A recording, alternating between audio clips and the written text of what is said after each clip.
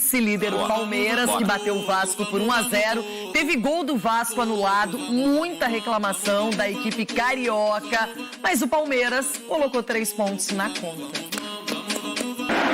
De longe, esses pontinhos iluminam a noite de domingo. De perto, eles são torcedores que encaram o frio para ver o Palmeiras jogar e manter viva a esperança do título brasileiro. Foi com esse espírito que o Verdão entrou em campo. Rony cortou, girou bonito e apresentou o cartão de visitas para o Léo Jardim. Mas o Vasco quis se aventurar, empolgado pela breve reação no Brasileiro. E não é que marcou, o Verratti tocou por cima do Everton e o Murilo salvou na linha. A bola sobrou para o Paulinho, um super chute de fora da área, golaço. Mas o gol foi anulado. A arbitragem considerou o impedimento de Verratti no início do lance. Polêmico. Há quem considere que uma nova jogada foi iniciada e por isso o impedimento deveria ser desconsiderado. Creio que hubiéramos, se não anula o gol. Se não anula o gol que... Acredito que venceríamos se o gol não fosse anulado. Claro que vamos analisar se foi correto ou não, mas acredito que foi um bom primeiro tempo e merecíamos ganhar. O Vasco divulgou uma nota oficial contestando a decisão da arbitragem. O Vasco da Gama contesta a interferência do VAR e a anulação do gol legítimo do Paulinho. O equívoco da arbitragem influenciou diretamente no andamento do jogo e em seu resultado. O Palmeiras, que não tinha nada com isso, se levantou do susto pelos pés de Veiga. Na área, o Arthur caiu e teve quem pedisse pênalti, mas Richard Rios parou em Léo Jardim. A maior emoção até o fim do primeiro tempo seria uma lesão. Dudu torceu o joelho. Pouco depois foi substituído por Breno Lopes e agora vai passar por exames. O Palmeiras voltou com gás do intervalo. Nem parece que precisou superar a viagem desgastante da Colômbia. Mas perdeu gols feitos. No lançamento na medida do Arthur, o Rony sozinho tinha tudo para fazer. E o Arthur, na cara do gol, se atrapalhou com as próprias pernas. Mas o Verdão tem Rafael Veiga. Cobrança de falta. Ele vai cruzar ou chutar direto? Golaço no ângulo. Rafael Veiga! Ele bate direto pro gol! Surpreendentemente no canto do Léo Jardim. Ela vai no ângulo esquerdo. Beija a trave e entra. Será que ele pensou, hein?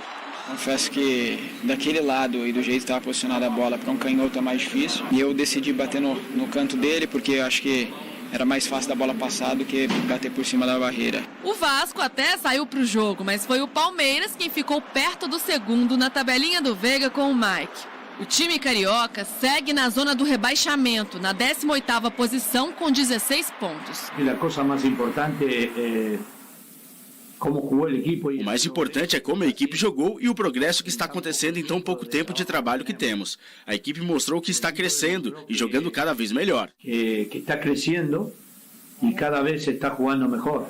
Para o palmeirense, um dia de vitória e de dúvidas sobre o futuro de Gustavo Gomes, alvo de propostas do futebol árabe. São números absurdos, quer para o clube, quer para o jogador, mas temos uma líder que tem que tomar decisões. O que eu posso dizer do Gomes é um absurdo o que ele faz, ele merece todo esse dinheiro e se calhar mais, porque realmente é um jogador fora de série. Mesmo com a vitória, a tarefa de se aproximar do líder segue árdua. O Palmeiras chega a 40 pontos na tabela, 11 atrás do Botafogo. Mas se os cariocas não dão trégua, o Verdão ao menos faz a parte dele. O Botafogo tem tudo para ser campeão, mas eu sei também que assim como o ano passado nosso, que a gente estava alguns pontos na frente e realmente tem uma pressão de não perder porque os times estão chegando, eles têm também isso. Claro que o nosso objetivo é alcançar o Botafogo, temos que secar um pouquinho mais, né? Fazer o máximo de vitórias possível, o máximo de pontos, para que a gente esperar o Botafogo começar a perder e a gente encostar um pouco mais neles. Vamos começar com o gol anulado do Paulinho, muita reclamação, inclusive uma nota oficial do Vasco da Gama, vai conversar com a CBF. Lembrando que o Wilton Pereira Sampaio era o árbitro de vídeo e o árbitro de campo, aliás, e o árbitro de vídeo era o Igor Júnior Benevenuto. Olha só, a gente vai mostrar então o lance.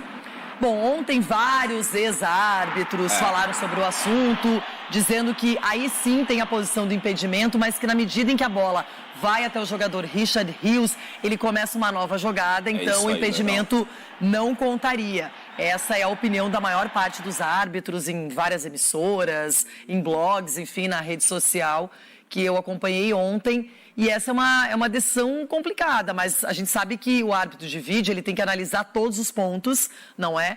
E aí, assim, aí esse é o momento. Essa escolha consciente, essa retirada da bola de dentro da área pelo Richard Rios caracterizaria uma nova jogada. Então, esse gol do Paulinho teria que ser validado. E aí o Vasco sairia na frente. Lembrando que no primeiro turno já foi um jogo duro para os dois lados, um empate lá no Rio de Janeiro. Loirão, e o jogo estava equilibrado, né, até esse momento. O Vasco estava fazendo um jogo interessante contra um Palmeiras. O Palmeiras não se encontrava, não se sentia confortável dentro do próprio jogo, né? Que é um padrão que o Palmeiras tem. Então o Vasco estava jogando bem, seria um 1-0. O Palmeiras, na prática, teria que sair mais para o jogo, explorar mais o campo defensivo do Vasco. E o Vasco, de repente, num contra-ataque, poderia até conquistar ali uma vitória. Eu, particularmente, acho improvável que isso aconteceria pela qualidade do Palmeiras. Mas aí você deu todo o balanço, toda a análise do lance. Eu confesso que no momento eu achei o impedimento, que ali o VAR mostra isso, mas aí na sequência, que aí você vem as explicações, faz muito sentido. Porque o Richard tinha duas opções: dar o chutão, como ele tentou dar o chutão, isolar a bola, e a qualidade que ele tem, poderia até dominar e tentar sair, até puxar um contra-ataque. E aí, quando é um segundo lance, o árbitro acabou anulando o gol. Outra situação, para a gente continuar o programa, é um árbitro de Copa do Mundo, né, Loirão? Também deveria estar atento a isso, né? Na minha opinião, nesse caso especificamente, é responsabilidade do VAR. Quem analisa, quem checa todas as imagens e vê o impedimento e avisa para o árbitro é o VAR. Por isso que eu acho que ele só ficou esperando. O Wilton Pereira Sampaio, para ele, até era difícil de poder tomar uma decisão. Mas o VAR tinha todas as ferramentas para poder definir e validar o gol. Boa. É que a gente tem dinâmica no programa, a gente tem que continuar, mas Dudu, eu quero falar pela também. Experiência, ele poderia ter falado, opa, mas peraí, não tem um segundo lance aí? Enfim, filmar um diálogo ali entre o VAR e a arbitragem no campo. Agora a gente vai falar depois sobre o Dudu, que vai ficar um bom tempo fora, uma lesão no joelho, mas agora gols do Brasileirão. Infelizmente. Bora fechar o vídeo para falar sobre Gustavo Gomes. Zagueiro e capitão do Palmeiras, esteve em campo na vitória contra o Vasco por 1-0 e foi tema da coletiva pós-jogo com o técnico Abel Ferreira. Perguntaram ao Abel sobre a possibilidade de o Gustavo Gomes ir embora, até porque o Al Ittihad da Arábia Saudita aumentou a oferta pelo zagueiro. De acordo com César Luiz Merlo, jornalista argentino, a nova proposta dos sauditas é de 30 milhões de dólares ou 146 milhões de reais. Só a título de comparação, o Murilo, que acaba de ser vendido pelo Corinthians e se torna a maior venda de um zagueiro da história do futebol brasileiro, está saindo por 13 milhões de euros, muito menos do que esses 30 milhões de dólares. O Abel disse o seguinte na sua entrevista coletiva, abre aspas, os números da proposta são absurdos, muito grandes para o jogador e para o clube, mas temos uma líder, a Leila Pereira, que tem que tomar decisões. O que eu posso dizer é que eu nunca tive um profissional como o Gomes, homem de caráter como ele, fecha aspas. Muita gente ficou com a impressão, a partir do que disse o Abel, de que o Gustavo Gomes estava indo embora. Fui checar com uma fonte minha no Palmeiras, muito próxima a Leila, sobre essa situação. E a frase desse dirigente do Palmeiras foi a seguinte, abre aspas, o Gomes só sai pela multa, a decisão já está tomada, fecha aspas. Ou seja, nem com 30 milhões de dólares, a maior proposta da história e da carreira do Gustavo Gomes, haverá negócio. Aí você deve estar se perguntando, mas Nicola, qual o valor da multa rescisória? Esse dirigente do Palmeiras também fez essa revelação, 50 milhões de euros ou 263 milhões de reais, bem distante dos 146 milhões de reais que o Al Ittihad está disposto a gastar. Se dependesse do Gustavo Gomes, o negócio sairia. Gomes, inclusive, tem uma reunião nessa segunda-feira, ele vai tentar pedir ajuda do Abel para que o negócio saia.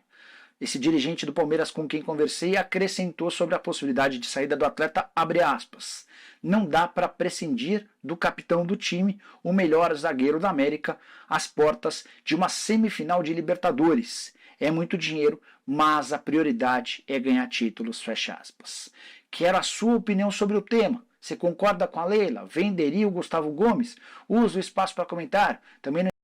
Muito obrigado por assistir o nosso vídeo. Se você gostou, então não se esqueça de inscrever no canal e deixar o seu like, para ficar por dentro sobre o mundo do futebol e ajudar para o crescimento do canal, para produzirmos mais vídeos para você que é amante do esporte.